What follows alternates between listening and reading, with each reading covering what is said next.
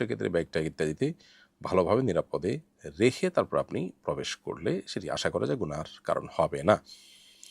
সূরা হাশরের শেষ ৩ আয়াত পাঠের ফজিলত জানতে চাই এবং কখন পড়তে হয়?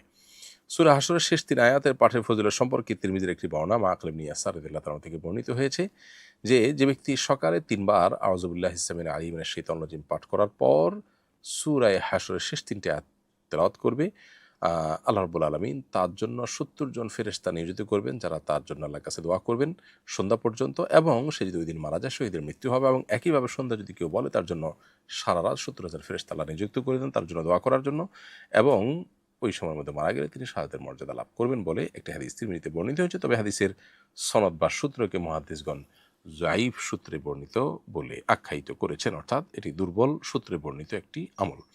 সকাল এবং সন্ধ্যায় নবী করিম সাল্লাল্লাহু আলাইহি ওয়াসাল্লাম থেকে বিশুদ্ধ সূত্রে বর্ণিত বহু আমল আছে, এবং সে বিষয়ে আমাদের সকাল সন্ধ্যার দোয়া ও জিকির নামে একটি বই আছে যেটি আপনাদের কাজে লাগতে পারে।